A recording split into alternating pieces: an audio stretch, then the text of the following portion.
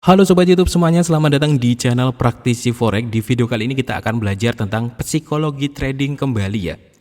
Jadi begini Sobat ya, beberapa penelitian mengatakan dari 100% trader yang gagal, 70%-nya karena masalah psikologi trading. Jadi misalkan saja ada 1000 trader yang gagal, 700 trader tersebut bermasalah dengan psikologi trading mereka.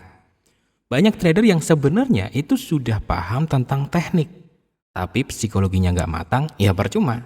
Banyak trader pula yang punya modal gede miliaran rupiah, tapi nggak punya psikologi trading yang bagus, ya hanya bakalan buang-buang duit saja.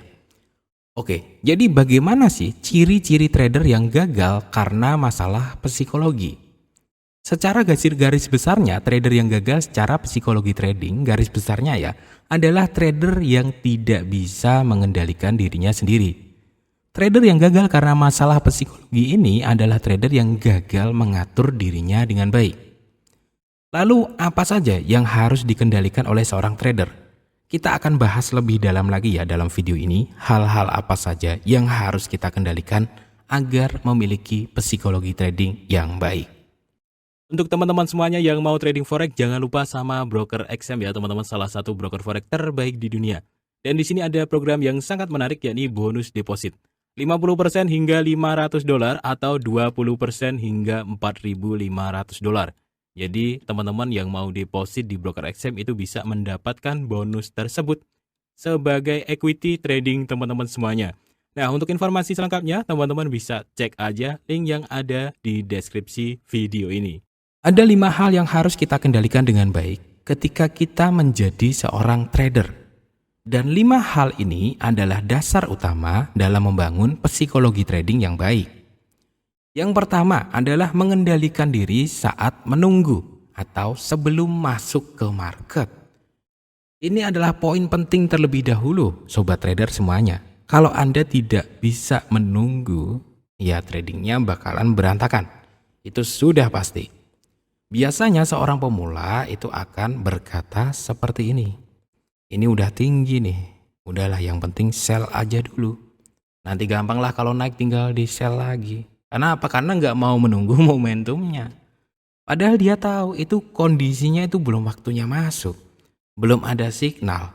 Wah tapi ini udah rendah nih, gimana kalau di buy dulu nih? Ya padahal ini belum nyampe support nih. Wah gimana kalau di buy dulu nih? Gak apa-apa lah buy dulu lah. Ntar gampang kalau turun di buy lagi. Kebiasaan-kebiasaan nggak bisa menunggu seperti ini sebenarnya cukup fatal bro. Karena kita masuk dalam kondisi yang belum bagus gitu. Ibarat kata harga tuh belum belum bagus untuk kita beli, tapi sudah kita beli. Harga belum bagus untuk kita jual, kita sudah jual gitu. Jadi mengendalikan diri untuk menunggu ini sangat penting gitu. Jadi pada saat kita mau trading, kita lihat dulu untuk marketnya.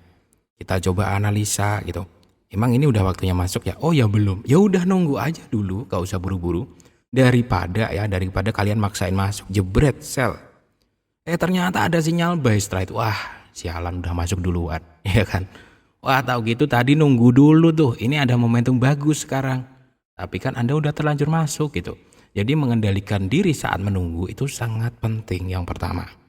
Yang kedua adalah mengendalikan diri saat floating entry.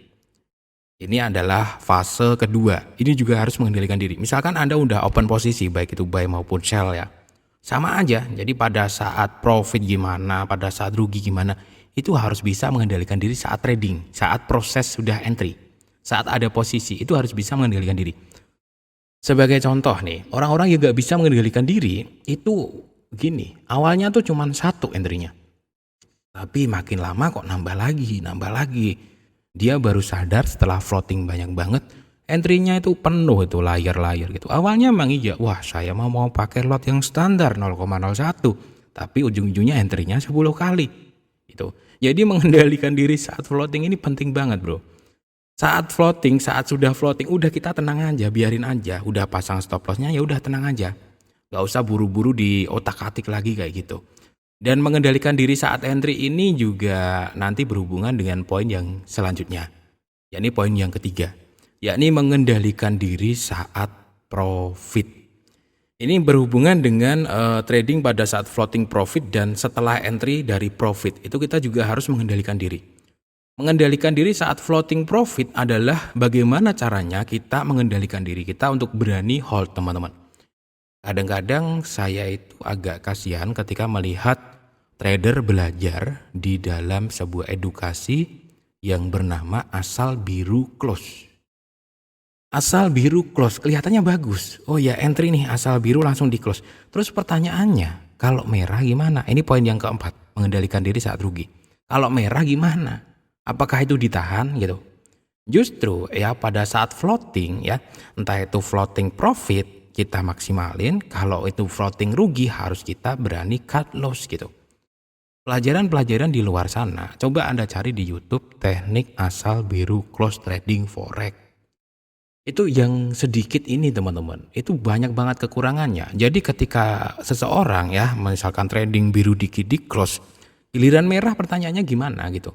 Merah ditahan lama banget, berharap jadi biru, giliran biru dikit di close. Lah gimana? Gimana kapan mau dapat duit gitu. Kemudian mengendalikan diri di poin ketiga dan 4 ini adalah mengendalikan diri saat profit dan saat rugi ya.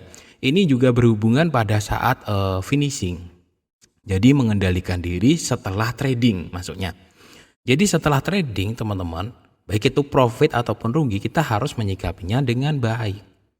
Jadi pada saat setelah trading kita misalkan profit. Kalau kita ketagihan yang belakang ini bakalan rugi.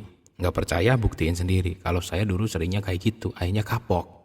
Beneran kapok, dan kapok itu saya ingat-ingat gitu. Jadi misalkan siang saya take profit ya $100. Trading lagi yang belakang ini tahu-tahu udah minus aja $100 hari itu gitu. Jadi mengendalikan diri saat profit, jangan terlalu terlalu serakah lah bahasa umumnya.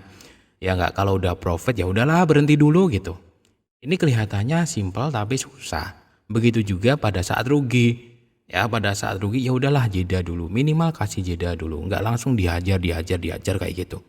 Scalping pun juga sama gitu, harus ada jedanya, nggak ngawur langsung dihajar lagi. Nanti ujung-ujungnya over trading. Yakni poin yang kelima, yakni mengendalikan diri untuk tidak over trading.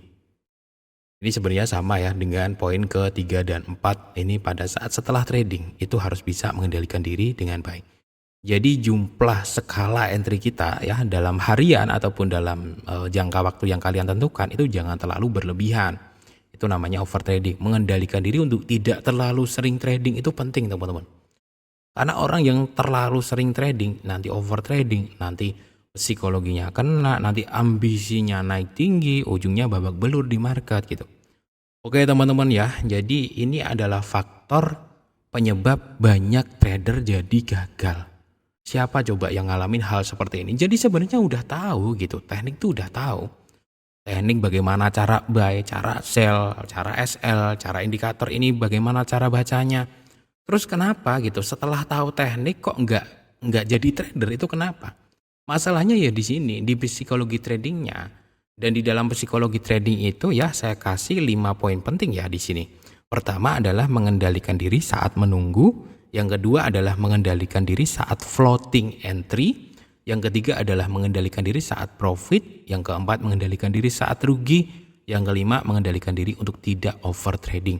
Ya secara garis besarnya ya dari semua proses dari awal kita analisa sampai selesai harus bisa mengendalikan diri. Itulah psikologi trading. Jadi diri kita tuh terkendali gitu. Enggak enggak gila gitu ke market. Orang edan, orang ngasal ngentri terus kayak gitu. Jadi itu sangat penting teman-teman. Nah ketika nanti teman-teman belajar sudah bisa mengendalikan diri dengan baik, kemudian dari money manajemennya otomatis terjaga. Biasanya kalau psikologi tradingnya bagus, MM-nya ikutan kejaga. Dan disitulah kita bisa memaksimalkan sistem trading kita. Jadi ya memang ketiganya ini harus saling berkaitan. Psikologi trading, money management, sama sistem tekniknya gitu. Dan yang terakhir harus didukung dengan modal yang gede. Nah kalau kalian udah punya 4 ini, otomatis jadi trader kayak gitu.